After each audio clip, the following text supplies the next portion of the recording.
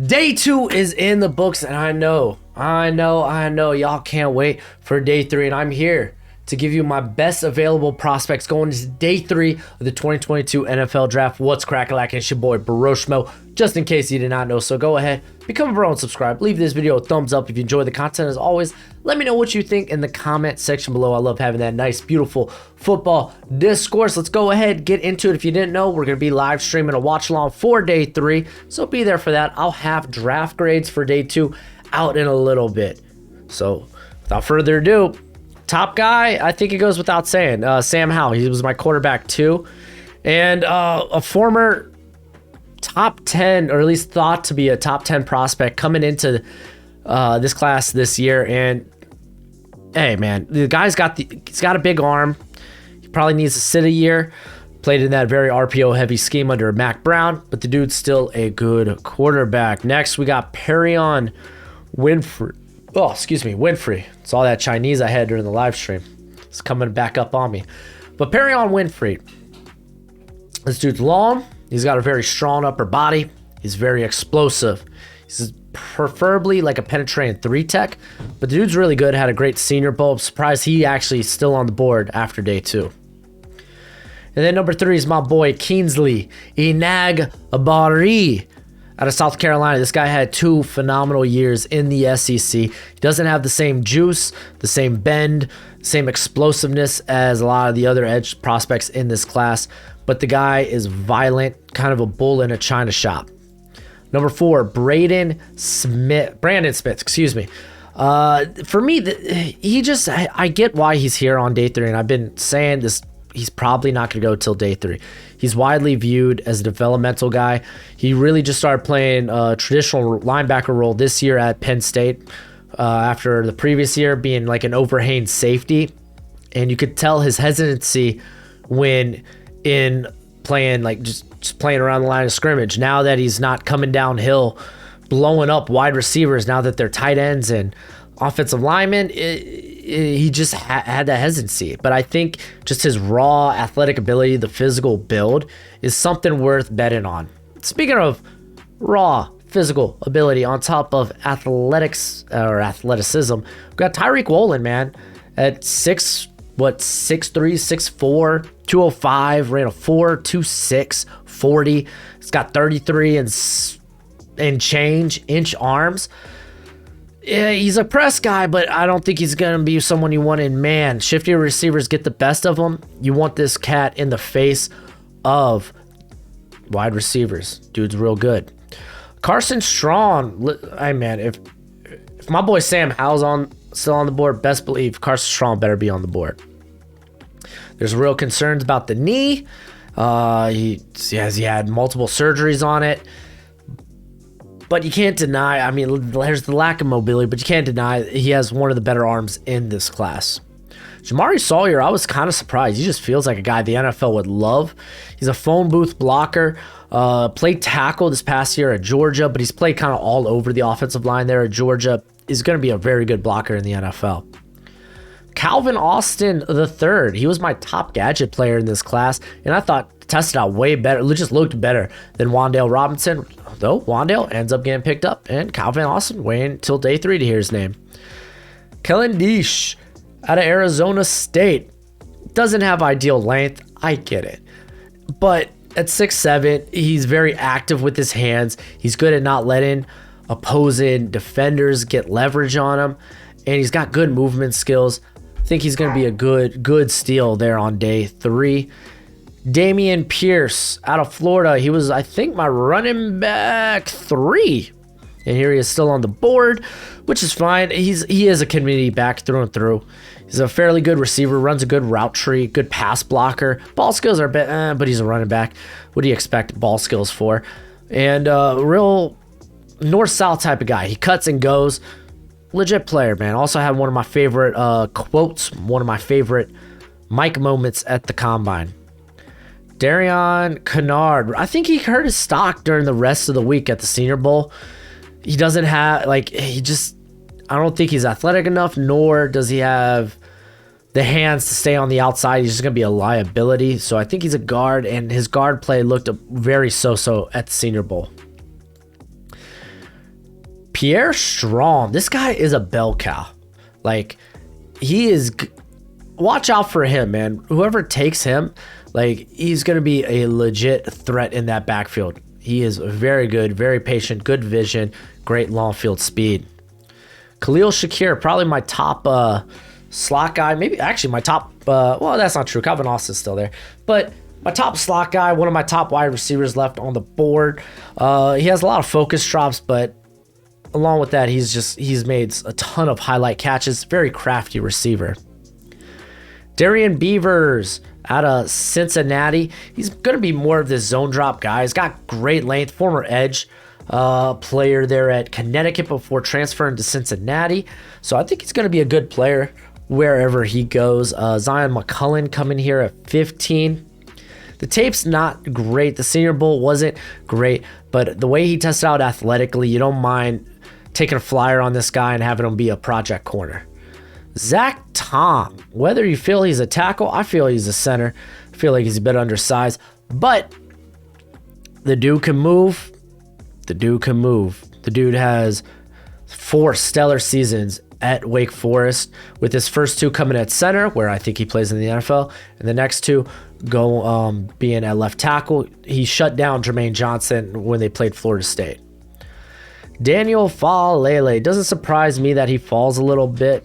But yeah, Daniel Faalele, man, he's this mountain, right? He's not the unstoppable force, but the immovable object, and we saw that immovable object can be moved. So the dude's a developmental prospect, and it really doesn't surprise me that he falls to day 3.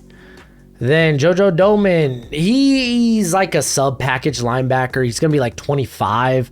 So if he goes like mid day 3, that won't surprise me, but he's a hell of a football player. Max Mitchell out of Louisiana put up very solid years there at Louisiana, playing. I think he actually played on both sides, both tackle spots, and he's a pretty savvy guy. A lot of snaps under his belt, knows how to work angles. Just had a very rough off-season draft process, recovering from fractures in his hands. Just didn't look that good at the Senior Bowl. Bailey Zappi, I think he's like the premier backup quarterback. Like, I don't think he has starter upside, but the premier backup quarterback in this class. Set records there at Western Kentucky. Tyler Algiere, another no-nonsense running back. He is very much cut and go, and he relishes contact. He doesn't get creative if he's trying to force a missed tackle. He's like, I'll just try to run through you. And it worked a lot of times there at BYU. There were fumbling concerns this past year, but he is also a very good pass blocker. Thomas Booker, man. I love Thomas Booker. This dude's a specimen. A legit specimen. They're out of Stanford. Didn't really play in a system that took best use of his physical upside, but he's going to be a good get day 3. Marquise Hayes, another phone booth blocker, looked just stupid strong at the Senior Bowl. Matthew Butler, another 3-tech penetrator, had a hell of a Shrine Bowl, looked like the best defensive lineman there. Jerome Ford is one of my favorite running backs in this class. He's a bigger back that has breakaway speed. Watch out. I love his patience. I love his vision. Jalen Armour Moore, doesn't surprise me that he makes it to day 3. A lot of injuries prevented him from seeing the field there at Alabama. Only had 92 snaps prior to this past season, but he is a very good technician. And then I said I'm going to get this cat's name before the draft, and I just haven't. Matt W. out of North Dakota. Went to the Senior Bowl, and he looked like he belonged. Tested out well at the Combine. I think he's a good project tackle. Donovan West is actually one of my favorite interior players, man. Good movement skills. He's played center and guard there for Arizona State. Surprised that he didn't go late 3rd, but he's going to be a good get. Kevin Austin Jr. This cat turned it on during the end of the year for Notre Dame. Really inflated Jack Cohn's numbers, but went out 6'2", 200 pounds, and had an incredible combine. And I think he's worth a flyer early day 3. Romeo Nubs I think he's also 6'2", 200 pounds, but he plays like he's 5'10", 178. Like, you just expect him to play bigger given his size, but he is a very good deep threat. He stacks corners well on vertical routes. Just kind of questionable ball skills. Doesn't like make a lot of catches away from his body. Braxton Jones, good developmental prospect here out of southern Utah. 36-inch arms, incredible. And then my boy Chig Okonkwo out of Maryland, very good downhill blocker, upfield blocker, and he's gonna be a receiving nightmare, man. Like, the way he tested out, he's gonna be a mismatch for if you try to throw linebackers, shoot, maybe even safeties on him. Like, the dude's good. I see him in an H-back role like a Kyle Juszczyk. Joshua Williams out of Fayetteville State. He looked pretty good at the Senior Bowl. Great length. Tested out pretty well. Another project corner from lower competition. Looks pretty good. Rasheed Walker. I'm not the biggest fan of Rasheed Walker. Anytime he faced like high-end competition, he just didn't show up. But he's got the physical tools worth developing. He just never reached his potential there at Penn State. Justin Ross, not my cup of tea when it comes to wide receivers. He's a contested catch guy. That was kind of so-so at that. So much, like, he just can't separate. So much so that they put him here in the slot at Clemson this past year. He wasn't done any favors by the quarterback situation last year. But coming off the spinal surgery, had I think it was like, it wasn't a broken ankle, but had an ankle injury that cost him the end of the Clemson season. So there's enough red flags for me, but the talent is there. Samir White out of Georgia, not the most dynamic back, but I think he's going to be a good NFL back. He's going to be a committee guy, and his game just translates to the NFL. Amari Abarno out of Virginia Tech. He is a designated pass rush only, very undersized edge rusher, and that's about it. Tariq Castro Fields out of Penn State. Actually, I'm surprised he didn't go at day 2 because the praise coming out of Mobile, like, a lot of people really like Castro Fields. He's got good closing speed, even if he gets burnt early. The thing was that kind of came up a lot on his Penn State film, but a very solid quarter prospect. James Mitchell, one of my favorite prospects in this class. He made my underrated prospects list, and he was plagued by a knee injury in the season opener. Tried to fight through it, ended up having to get shut down for the year because of it. Couldn't work out his pro day or the combine. But prior to this season, like, I think it was like, yeah, he had like 31% of his receptions went for like 15 plus yards. It was some ludicrous number. I could pull it up, but yeah. Micah McFadden's actually pretty nice. He's one of the probably better blitzing linebackers in this class out of Indiana. And there's Damon Clark. Really, him having to redshirt his rookie season because of the herniated disc is really what cost him. Would have been a day 2 prospect if not for that. Ioma Ozarike, a guy that could really play anywhere along the defensive line. Does have some balance issues. He's, for a bigger guy, he's on the ground more than you'd like, but he's got great length. He's strong. He's got a little quicks to him too. Kyron Williams out of Notre Dame, probably the best passing running back in this class. And you're like, passing? Yeah, he's a pass blocker. He's a very good receiver. I don't think he offers too much in terms of the run game, but like we saw, he could definitely. He's definitely got a hot streak in him as he ended the year for Notre Dame, real hot. He gets the top speed fairly quickly, but it's just that top speed's not all that impressive. Chris Paul out of Tulsa, he played right tackle there while Tyler Smith was playing left tackle. Paul, definitely a guard in the NFL, but he's going to be a hell of a good one. Bo Melton, surprised we didn't hear his name on day 2. He's probably a slot only guy, but played a majority of his snaps on the outside for Rutgers. Very good vertical threat. He's got a little shimmy, very good route runner. Dominique Robinson out of Miami, Ohio. really just started learning the edge position a few years ago, former wide receiver. But he may be real raw, but a lot of tools. Lascious Smith out of Virginia Tech. He's just going to be a good player. He's a lot more athletic than you saw at the combine. And getting him day 2 or day 3 is going to be, it's a nice option. Devonte Price out of Florida International. I see him as a passing, like a scat back / return man. However, he wasn't really used in the passing game at Florida International, and it puzzles me. This guy's so dangerous out in space, and he legitimately, like, it's so hard to knock this guy off of balance. Though, if he is surrounded by a ton of guys, he's probably going down. But if you're trying to go one-on-one with him, man, he's literally, you could hit him, and it's like he's walking on a tightrope, the type of balance he displays.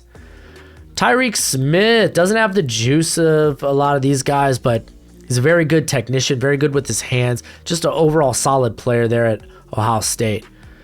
Then Tyler Batty. I know it's Beatty, but Batty just sounds cool. One of the premier scat backs in this class. Yeah. Hey, good production in the SEC, but yeah, at his size, he's going to be a scat back.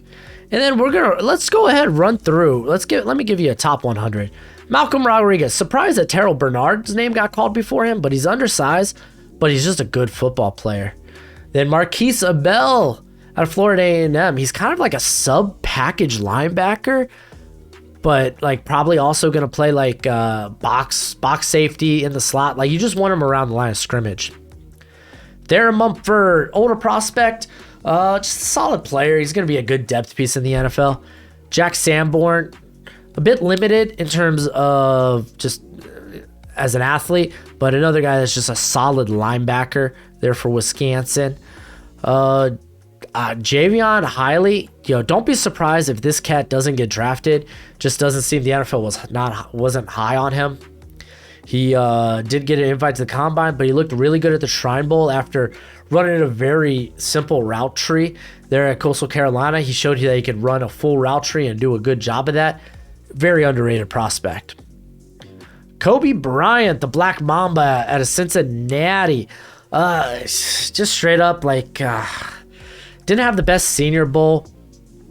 Looks like he could probably be a very good, maybe cornerback 3, cornerback 4 on a roster, but just not a high-end athlete. Does got some good ball skills, though. Sterling Weatherford, definitely a linebacker, not a safety, in the NFL, and he played safety his whole career, so there might be a bit of a learning curve moving to linebacker, but tested out very well. It's got good size. Kyle Phillips out of UCLA. Slot only size. And typically guys of his caliber are like 6th, 7th rounders, but I think what he has is the dude's he's going to be a good return man. He showed that at the Shrine Bowl, so I think he's probably going maybe 5th, 6th round. Damari Mathis, like low-key, very good man coverage corner here. They're at Pittsburgh. Good player. Probably, I think he's got some cornerback 2 upside. Yusuf Corker, probably one of the premier box safeties in this class out of Kentucky. Cade Auden, if not for the injury, man, he probably goes a little bit higher. He's just a solid tight end. Very good blocker. He's a chain mover. He's pretty decent after the catch. Nothing explosive about him, but just a solid player. Then Obina Eze, another project tackle here at UCLA. Good movement skills, and that dates back to when he was playing for Memphis. Otito Ogbania. He is, actually, let's just go over him and John Ridgeway. So Otito he needs to work on being a run defender. This guy's got a good pass rushing upside, while vice versa, John Ridgeway, he is your nose tackle run defender. Not a lot of explosiveness to his game. So both nose tackles, both 2 different things. Charlie Collier, going to be a good tight end too in the league, I think. Huge catch radius, showed to be a very good receiver. Not entirely great inline blocker, but I think it's solid enough. We should see him go maybe like 5th round. Tyson Anderson, very versatile body type. Think he could play corner, safety, slot, like you name it. Very good player. Cordell Volson, probably a guard in the NFL, played right tackle a long time there for North Dakota State. Very strong dude. Daniel Bellinger, man, a lot of praise was heaped on him at the Senior Bowl as he was voted as one of the premier tight ends of the week by the opposing team. Tested out very good, but still feels like a bit of a project, a bit of a dice roll. Oh, man, I love Eric Johnson at Missouri State. Late bloomer, lower competition. That's why he ends up being here. But he really showed out at the NFLPA Bowl and then ended up going to the Senior Bowl. And I always bring up the fake spin move that didn't succeed, but I just love the A for effort here. Haskell Garrett's going to be a good rotation guy in the NFL. Percy Butler, probably one of the better deep safeties available on day 3. While Joshua Rivas?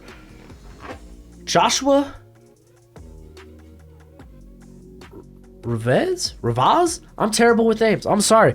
Another phone booth type of blocker there out of Kansas State. And then I got Kaylon Barnes. He feels more like a track star than an actual football player, but he's going to be a good slot player. Or at least he can be. Very good athlete. Mike Rose, solid linebacker. Strange, like uncanny nose for the football. Made splash plays in coverage, though his athletic profile won't lead you to believe that. Cade Mays, man, doesn't have the prettiest tape. Played all over the offensive line for both Tennessee and Georgia, but he's got a frame for the NFL. Should find a place on a roster. Neil Farrell, very explosive. Didn't test out like it, but definitely one of these penetrator and nose tackles. Probably going to be just like a third down player. And then Jeffrey Gunter out of Coastal Carolina, raw. This cat, great physical and athletic upside. Just there's no polish to this game. Everything needs reworked. Jake Ferguson. I like Jake Ferguson, man. He's a plus athlete. Tested out a better athlete than I expected.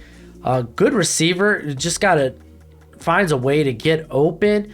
A little concerned about his blocking. Like, will his body hold up in that regard? But he's not bad. He's not bad at that.